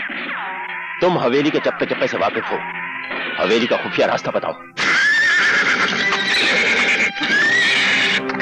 रवि, आज फिर किसी जगह जुल्म की आंधी उठी होगी, किसी सुहागन का सिंदूर खतरे में पड़ गया होगा। बेटा, तू जल्दी जा, जल्दी जा।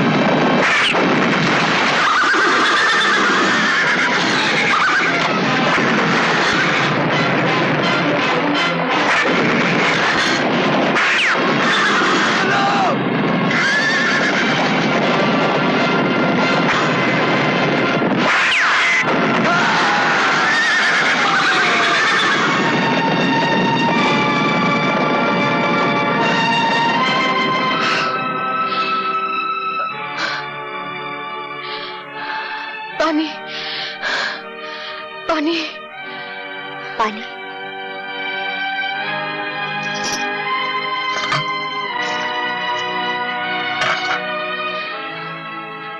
पानी। उठो बेटी, ये लो पानी पी लो।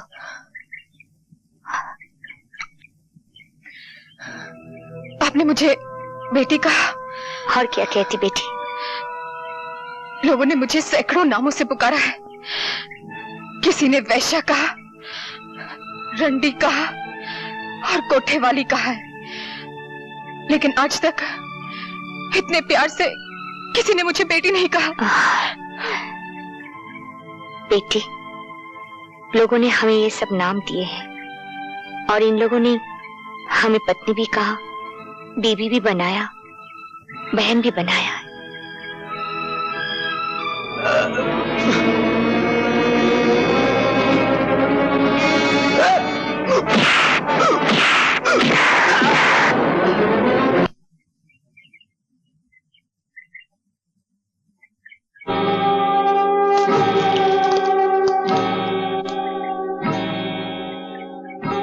ठाकुर,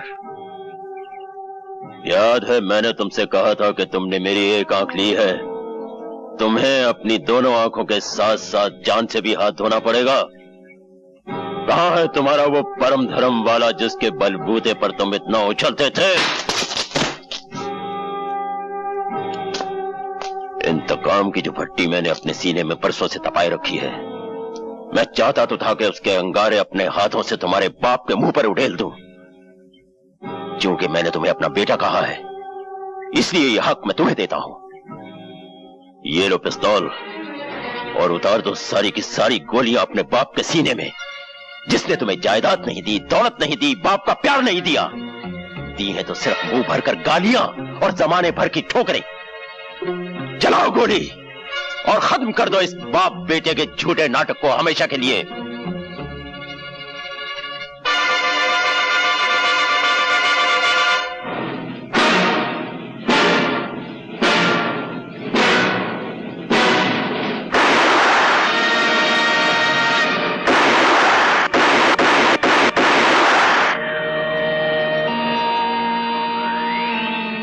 तुम्हारे हाथ क्यों कांप गए? सांस क्यों उखड़ गई? हाँ? ओह, समझा। शायद वो बुज़दिली तुम में वापस आ गई है जो तुम्हें अपने बाप से खून में मिली थी। जा जाकर बैठ जा अपनी बाप की गोद में। राजेश, राजेश। और अब देख ठाकुर, जब एक मर्द निशाना बांधता है तो उसका शिकार कैसे तड़प तड़प कर मरता है।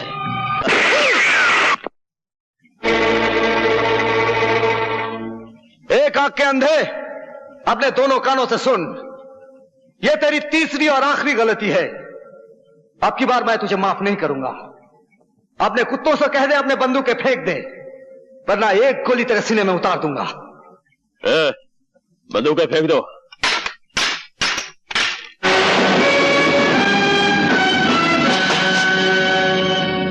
तुमने क्या समझा था? अपनी अंधी इंतकाम की आग में इन दोनों को जला सकते हो? इसमें से एक को मैंने भाई माना है और दूसरे को पिता का दर्जा दिया है। अबे वो 2 नंबर के बेटे, तू ये कैसे भूल गया कि इसने तेरी मां को धक्के मारकर घर से बाहर निकाला था और इसी ने कहा था कि तू इसका नहीं, किसी राहगीर का तोहफा है। मैं एक बहादुर बाप की यादगार हूं जिसने अपनी जान दे दी सुहागनों को बचाते हुए। ये मेरे पिता ना से ही, लेकिन मेरे मां के सुहाग हैं और उनके सुहाग को बचाना मेरा परम धर्म है।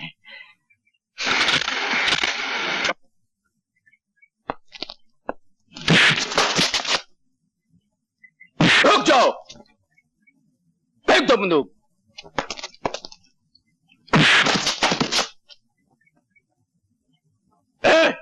बांध दो इन हरामखोरों को। मैं तुम्हें मामूली मौत नहीं मारूंगा, मैं तुम्हें जिंदा जला के मारूंगा।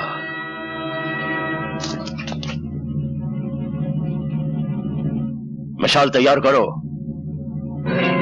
ठहरो शमशेरा,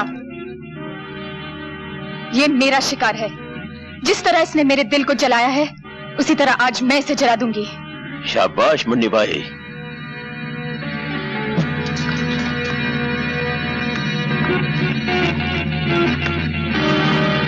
रवि, जला दे जलाने वाले को।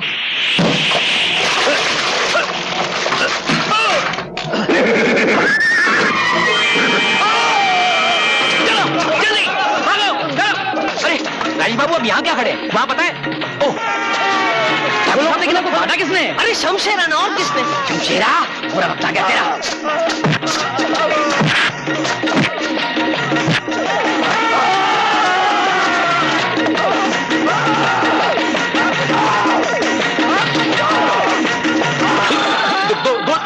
दोने मारने का, एक आदमी को दोने मारेगा। मेरे को मारेगा? नहीं, तेरे को साथ में लेके साथ में लेके जाएगा तेरी। अबे छोड़। ए डकुआ, औरत पे हाथ उठाता है? अरे हिम्मत है तो मुझसे लड़। ये अरे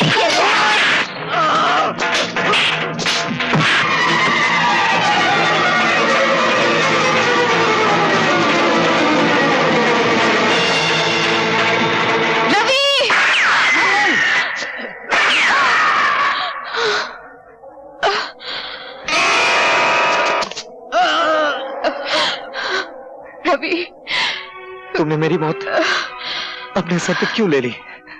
रवि, मैं तुम्हें अपना दूल्हा तो नहीं बना सकी। सोचा कि तुम्हारी मौत को ही अपने गले लगा लो। मैं उम्र भर तवाइफ कहलाती रही हूँ, लेकिन मैं तवाइफ रहकर मरना नहीं चाहती। अगर हो सके तो मुझे अपनी सुहागन बना दो रवि।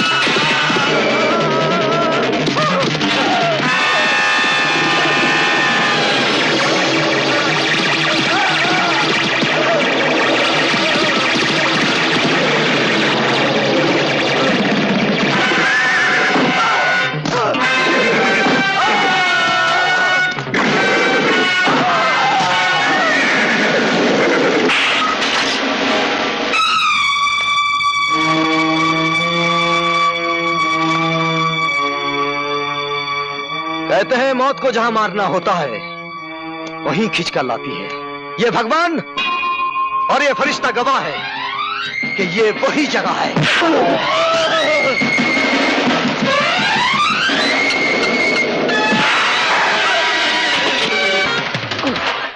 वही दिन है।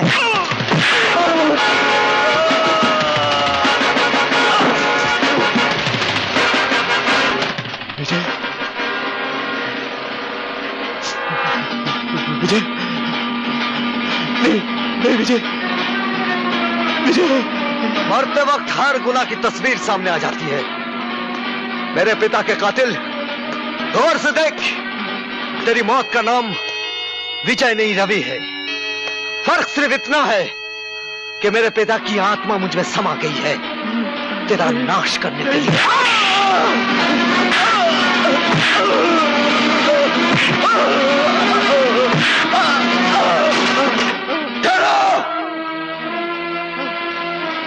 माँ, अगर शमशेरा को कुछ हुआ तो तुम्हारी माँ का क्रियाक्रम यहीं हो जाएगा।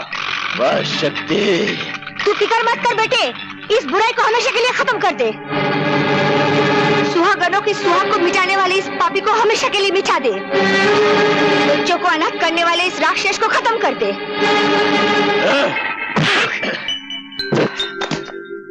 तूने ठीक ही कहा था हरामी की औलाद, ये वही जगह है, वही वक्त है और वही माहौल।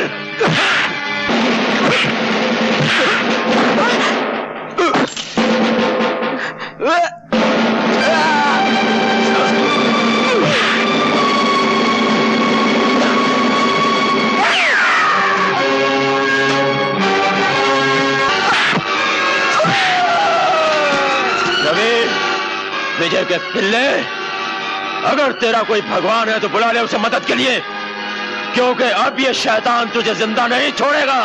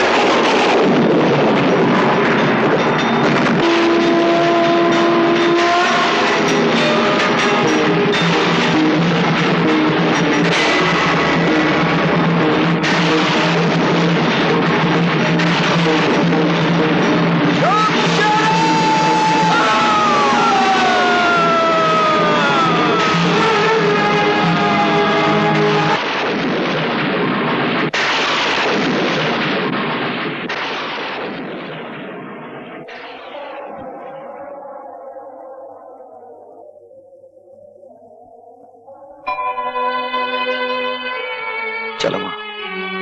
रवि,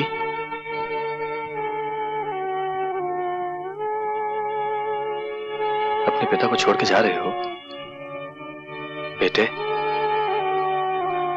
मुझे माफ नहीं करोगे?